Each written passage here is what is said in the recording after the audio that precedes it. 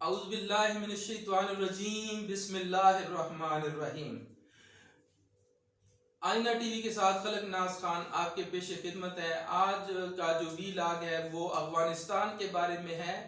अफगानिस्तान के बारे में जो खबरें आ रही हैं, मैंने पहले भी वीलॉग किया था और अभी भी वीलॉग कर रहा हूँ कि अमेरिका को जब ये खतरा लाहक हो गया कि एक हफ्ते के अंदर अंदर ये चीज होने वाली है, तो उन्होंने अपने बमबार तैयारों के जरिए बमबारी भी की और वो भी किया। अब ये है कि डिले हो सकता है। मैंने पिछले वीलॉग में कहा कि एक हफ्ते में कब्जा कर लेंगे, लेकिन चूंकि अमेरिका ने अपना मुआहदा तोड़ दिया, वो मुआहदा तोड़ दिया कि हम भी हमले नहीं करेंगे, आप हम पर हमले नहीं करेंगे, तो अमेरिका ने वो मुआहदा अशरफ गनी की हुकूमत बचाने के लिए वो मुआहदा तोड़ दिया और अफगान तालिबान पर बमबारी की, जिससे उनकी पेशकदमी में थोड़ी सी कमी आई है और उस रफ्तार से वो पेशकदमी नहीं कर रहे और अपने हाइड आउट्स में चले गए हैं ताकि ये बमबारी का सिलसिला खत्म हो जाए।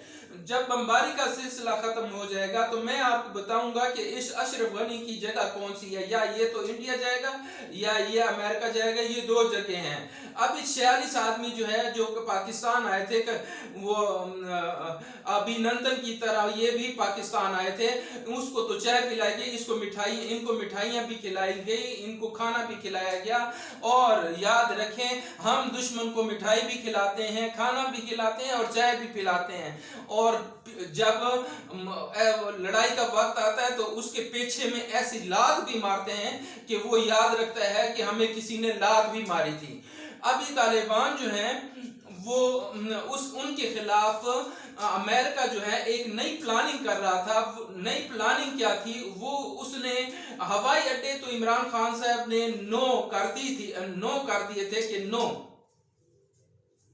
अब उस नो के बाद उन्होंने क्या करना था कि सन 2012 में जब इस जरदारी ने उनके साथ जो मुआहदा किया था, ड्रोन हम फिजाई हदूद इस्तेमाल करने का, हवाई अड्डे इस्तेमाल करने का, ड्रोन का इस्तेमाल करने का, तो वो मुआहदे से अभी पाकिस्तान बाहर नहीं आया। तो उस मुआहदे से फायदा उठाने के लिए अब उनका ये प्लान था कि यहाँ से हम जहाज गुजार कर, पाकिस्तान की सरहदों से जहाज गुजार कर हम अफगानिस्तान पर स्पिन बुलदाग और चमन के बॉर्डर पर जो है हमला करके इस बॉर्डर को हम किसी न किसी जरिए से अफगानिस्तान का कब्जा छुड़वाएंगे। वो प्लान लीक हो चुका, लिहाजा कमर जावेद बाजवा और इमरान खान साहब और फैज हमीद साहब की मीटिंग के बाद ये फैसला किया गया कि अब जाकर अमेरिका को साफ पैगाम उसके मुल्क में दे दिया जाए। इसलिए मोहित यूसुफ और फैज हमीद साहब, ISI के चीफ फैज हमीद साहब, वो अमेरिका चले गए हैं और उनको सख्ती से मना करने के लिए कि ना तो आप एयर बेस इस्तेमाल करेंगे ना एयर स्पेस इस्तेमाल करेंगे, और इन दोनों की आपको कतई इजाजत नहीं है। तो ये इसके बाद अमेरिका के पास ऑप्शन नहीं बचेगा, क्योंकि जब वो जहाज उड़ाकर पाकिस्तान की सरजमीन फिजाई हदूद में आएगा तो हमारे लड़ाका तैयारों का सामना करना पड़ेगा उनको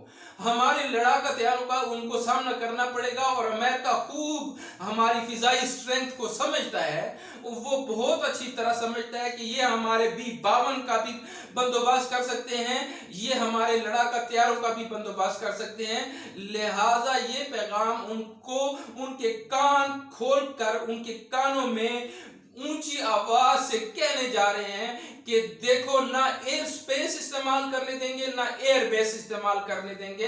अब you have to do more, क्योंकि आपने ये कहा था कि इंडिया ने जो है, और इंडिया ने भी तस्लीम किया था कि FATF में जो है हमने पाकिस्तान को इस चीज पे वो किया, और ये जो धमाका हुआ था ये उसी की कड़ी थी। और इसी यानी FATF जो है एक सियासी इंतकाम के लिए इस्तेमाल किया जा रहा है। ये तंजीम जो है फिर सियासी इंतकाम के लिए इस्तेमाल की जा रही है, जो कि अमेरिका की और इंडिया बतौर खूबी चला रहे थे, और पाकिस्तान को नीचा दिखाने के लिए उन्होंने पाकिस्तान को ग्रे लिस्ट में रखा।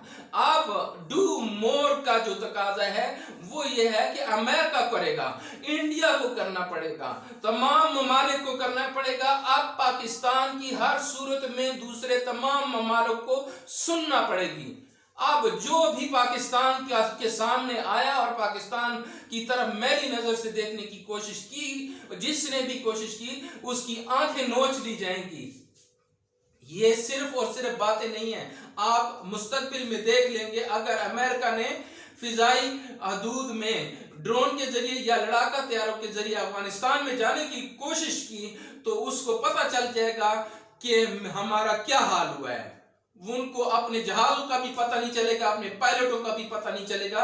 लिहाजा अब अमेरिका के लिए टफ टाइम शुरू हो चुका है। अब उसके पास दूसरा रास्ता नहीं है कि वो अफगानिस्तान से मुकम्मल तौर पर हाथ खींच ले और अशरफ गनी जो है, या अशरफ गनी अमेरिका चला जाए या इंडिया चला जाए।